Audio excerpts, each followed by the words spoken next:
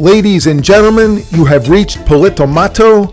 My name is Mike, and here are the topics for this edition. Delusional stooge News Nation commentator just won't take no for an answer when given the straight facts about illegal immigrant El Salvadorian gang member. Alleged drunkard Nancy Pelosi caught red-handed, straight lying about new voter ID laws.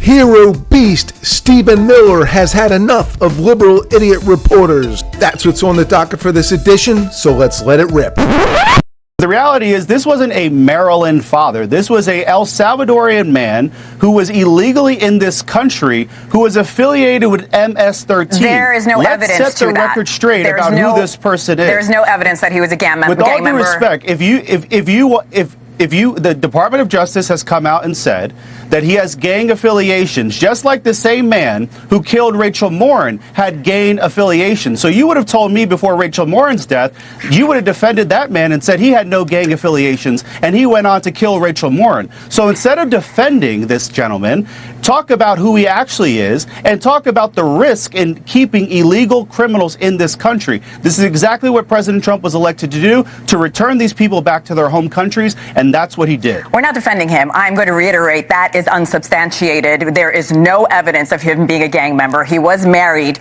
to a U.S. citizen, and he was in this country legally. Okay, but we don't know if he was being married does not make you not a gang member. There's no evidence. We're going to move on. There's no evidence that he was a gang member, and I want to reiterate that to our viewers. The Department of Justice came out and said there was credible evidence that he was a member or affiliated with MS-13. You said he's a gang member, and he wasn't legally allowed to be here, which, again, he was legally allowed to be here. And he is married to an American citizen. You can hold court for him all you want. He's no longer in this country. All right. The Americans are safer because of it. And to go back to the original question, so right now the White House seems to be doing nothing about getting him back, and that's fine. I'm going to move on. He's an illegal immigrant. He was here illegally with deportation orders in 2019. What part of that do you not understand? I understand the story very well, and I'm going to stop going back and forth with you on this, but I will say, again, he had every right to be in this country. Is there any scenario under which he was an illegal immigrant. We're going to move on this. No, I will not let you go forward. Okay. He was an illegal alien in this country with a deportation order in 2019. He is an El Salvadorian citizen. If you are not a citizen of the United States of America here illegally, there are grounds to deport you, in which happened recently. Again, unsubstantiated. Those are not the facts, but I will move on. Now that, my friends, is a head of wood. Harrison Fields definitely puts her in her place, though. And if you don't know who Harrison Fields is, he's one of the deputy press secretaries to the White House, definitely a rising star who may not ever be allowed back on this show. And next on our agenda is a rotten apple, Nancy Pelosi, waving her hand around like she's in a ragu commercial. This woman is an absolute disgrace to my Italian ethnicity. Every word out of this woman's mouth is a lie. Pelosi and the other Mockingbird's new claim is that the SAVE Act is going to make it difficult for married women to vote. Good thing we have Caroline Leavitt to straighten out this swamp creature. Caroline will be on right after Pelosi. I know Pelosi is unbearable to listen to, so consider Miss Caroline your treat. Bill that said that you had to show citizenship in order to vote. That's not a driver's license. That's not a utilities bill or anything like that. You have to have a passport in order to vote practically. And then your name has to be the same as it is on your birth certificate. My name was Nancy D'Alessandro. Many married women, soon-to-be married women, are concerned that the new voter ID requirements may inhibit their access to the polls. What assurances can you give women voters in America to ease their concerns? Sure. Well, the SAVE Act, as you mentioned, was passed by the House yesterday.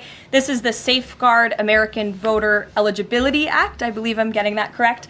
And this act is a common sense measure. It would require proof of citizenship for voting in our elections. The Democrats have been fear-mongering about this bill, have been saying that married women, if their name has changed, they didn't change it on their identification, would not be able to vote. That is complete fallacy. There are outlined in the bill about how to avoid that.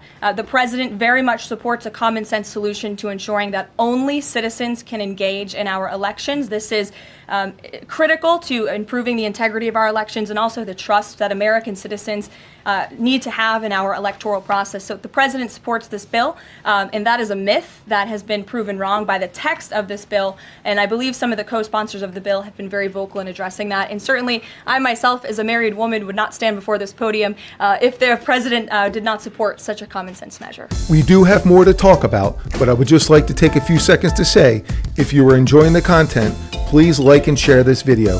This tells YouTube to show this video to other people. Also, please consider subscribing, which helps out big time with my daily struggles against the YouTube algorithm. Now let's get back to what you came here for, the content. Thank you for setting the record straight, Miss Caroline. You were always a treat.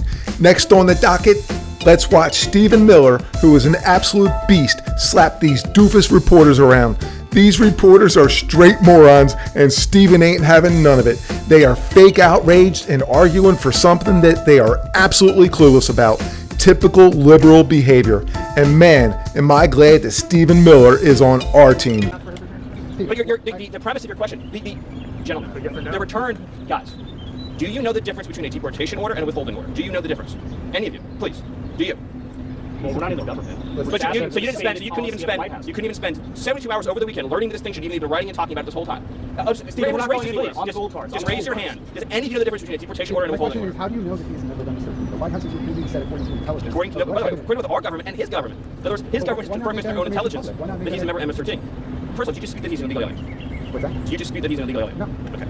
And do you dispute that as an illegal alien, you have the right to deport him? He went through the legal process. So I would be very. What I'm getting from this conversation, which is educational for me, is that not one person in the media knows the difference between a deportation order and a withholding order. Is that a fair statement? You're learning this all for the first time right now? I guess so. Okay. So the deportation order means the judge has said he must be deported from the country. He has no right to remain here any longer. He must be removed from the country. So his only options are to be deported to his home country or another country. That's it. There's no other option. He doesn't get to stay here. He doesn't get to live here. He has no future here. He has no right to be here. He's an illegal alien. So when you keep saying return, because you've been spun up by the open borders advocates, you all seem to be operating under the illusion that he would be able to come to the United States and just continue to live here illegally. That's not an option available to him. His only choices in life are to live in El Salvador or to live in another country. That's it. There's no other option, legally or otherwise, because he came to our country illegally. Do you understand that? But everyone, that's going to be a wrap for this video. Hopefully you enjoyed the content. If you did, be sure to smash that like button. And while you're down there, maybe even leave a comment. I would love to hear what you guys think. I thank you all very much for your time. I hope you all have a wonderful day. And wherever you are, keep smiling.